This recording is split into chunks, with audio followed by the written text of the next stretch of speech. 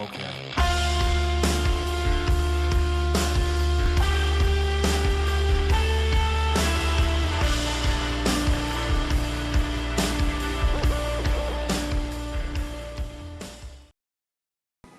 Hi, I'm Rich from Highly Suspect, and you're watching Metal Matt TV.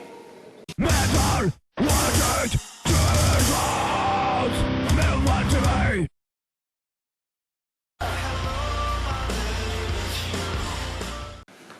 My name is Rich, and I'm the bass player in Highly Suspect.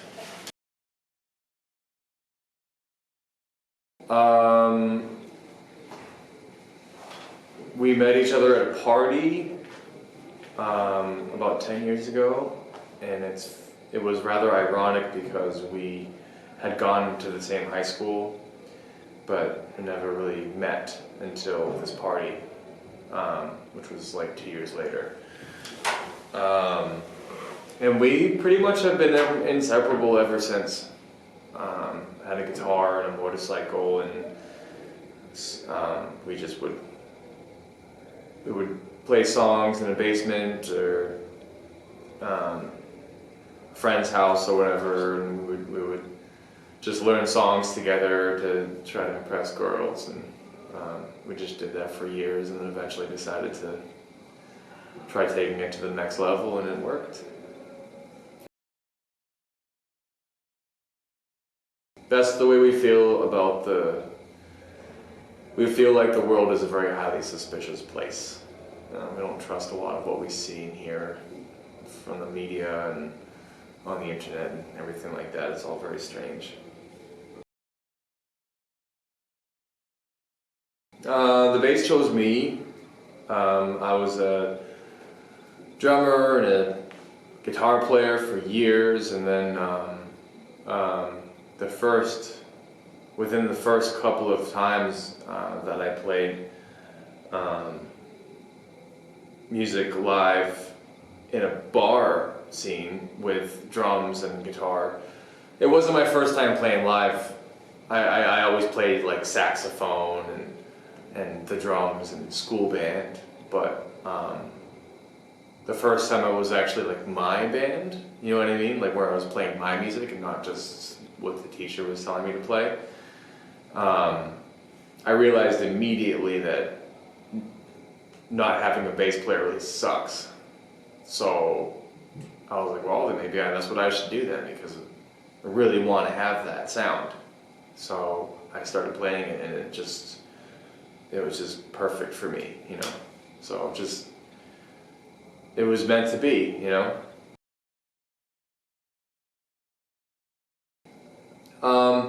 We definitely do everything that we can to not sound like anything else. And we also listen to a lot of different types of music, you know. Listen to classic rock, listen to blues, listen to jazz, and listen to classical music, and listen to pop and rap. And it doesn't matter what genre it is, really. If music speaks to me, then I'm into it. And a lot of the influences come through the music, you know. Like some people say we sound like Pink Floyd, some people say we sound like Nirvana, some people say we sound like Queens of the Stone Age, and that's all very well and good, and it's a compliment, but we're trying very hard to not sound like anybody else. And if we do, it's probably not a coincidence. Oh, yeah, thank you. I mean, yes, we definitely try to maintain a level of honesty. We certainly do amongst ourselves, which I feel like makes it easier to project that in our music, because it is who we are, and it's not a surprise to us, and so it shouldn't be a surprise to you. Maybe it is, but if it's easy to believe, that's good, because it's true, you know. Like we don't just sing about sex, drugs, and rock and roll. Like we live that. That's what we do, and we don't just do it because we aren't like that because we want people to think we're cool or whatever. We do it because it's really fun, and that's all I want to do is have fun and be happy and enjoy myself. Sure. So this song we released on the day that Donald Trump was elected, because we want to make it. So basically, it was a very polarizing event. You all of a sudden realize how a lot of people in America feel. People are okay with this person who is racist and chauvinistic, masochistic. He's narcissistic. All of these things that he makes people think is okay, you know, because he's the president. You know what I mean? Like, we're very not happy with that. You know, it's not good. But at the same time, it's also it shows us where people stand. People are okay with that, and so we realize, oh, okay, this world that we're living in is not what we thought it was. You know, we thought we were making progress. You know, we have a black president. Women's rights are continuing to progress, and it seems that we're living in a more equal place when truly we're not.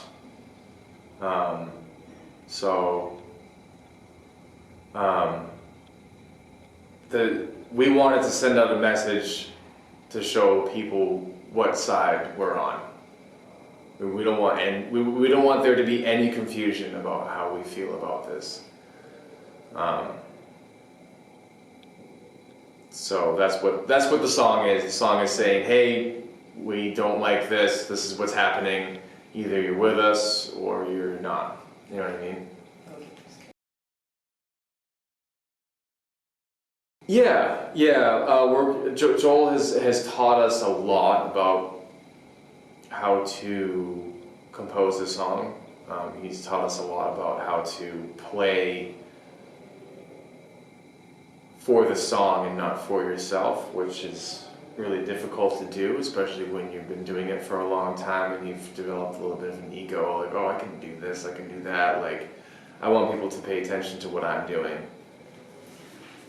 Whereas the listener doesn't care about that, for the most part. There's definitely certain people who are very interested in maybe just the drums or the guitar or the bass or the singer or whatever, which is actually super common. But what is really important is the song, and making sure that the song is properly represented in the composition.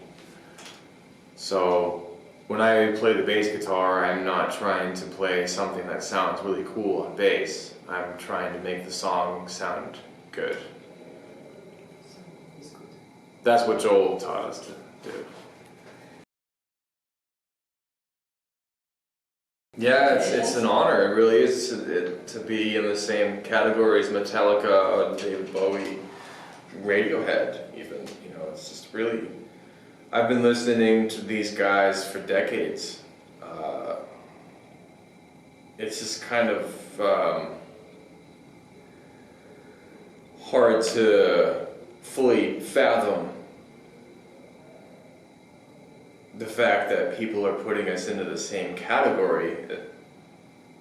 Not just anybody, but the Grammys, you know what I mean? It's like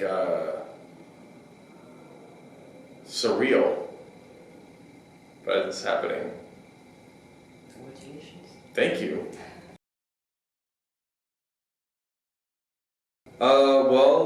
It would be very easy for us to release a video that makes us look really cool. Like, oh yeah, like put the fan on him and put the crazy lights and the makeup and, you know, like we look really cool playing our instruments, or, you know, we're driving in the sports car with the hot babe or whatever, like some sort of cliche. We would much rather make a movie that says something, a miniature film that sends a message or makes you feel a certain type of way. Anybody who's watched the video for Lydia might have held their breath, wondering, wow, that person's actually like tied up underwater and she hasn't taken a breath in like 3 minutes. There's quite a bit of suspense, I think, in that. And the chorus of that song is I can't breathe, you know? So it's just a very simple way to represent that emotion. I love my fans. I always try to go out and talk to as many different people as I can after the show. But I don't speak French, so keep that in mind. And also, if I'm talking to somebody, just wait for me to, don't interrupt, because that's always super rude. People do that a lot. I'll get to you, if you just wait.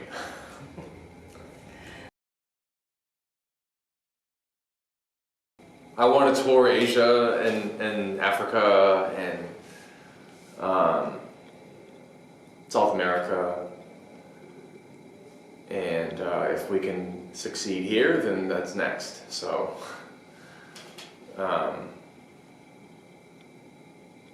that's what I'm hoping for. We played a music festival in Sacramento, California about a year ago, and it was called Aftershock. And when we got there, we dropped the trailer off at the stage, and then we went in the van to the artist green room area that they had set up. It was like all these trailers, and they had us in the same trailer as Eagles of Death Metal. We showed up, and on one door it says Highly Suspect, and on the other door it says Eagles of Death Metal, and we're kind of like, that's weird. We're in the same thing as Eagles of Death Metal, and I was like, alright, well, fuck, sweet, right? That's awesome. Also weird, but awesome. So I went in there, and we were just drinking some beer, and I was expecting just the band to show up. I thought, it'd be cool to meet Jess Hughes and, the guy with the beard. I don't really know his name. That I was excited for that. But all of a sudden, Josh Homme walks in, and I was just like, he's like my hero. So I was just kind of like, oh my god, this is crazy. And he was like on the phone when he walked in, and I was like, hey, what's up, man? And he was like, oh, hold on, and like left. And I was like, oh my god, I just like totally fucked that up. But he just was on the phone, so that's why he left. But then he came back like 20 minutes later and was like, what's up, guys? And like sat down and had a beer and like smoked a joint, and we just chatted it up for like a couple hours, and it was like the most amazing thing. And then we got to meet the band. We got to hang out with Jess Hughes, and man, what a trip! That guy's he doesn't stop talking. He just always has either a story to tell, or a joke, or some type of witty comment about something that happened or whatever. He just is non-stop entertainment. It's really quite hilarious. And we stayed up with those guys all night, drinking and smoking and just having it was like one of the one of my favorite moments from touring.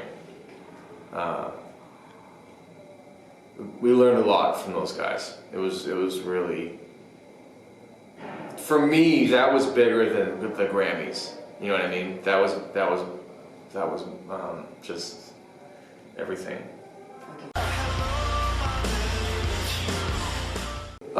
Yeah, like what I was saying before, like if you want to say hello, please do. Please come say hello, but just keep in mind I don't speak French, and don't interrupt each other, because I don't like that. But I will talk to as many people as I can. Okay, thank you. You're welcome.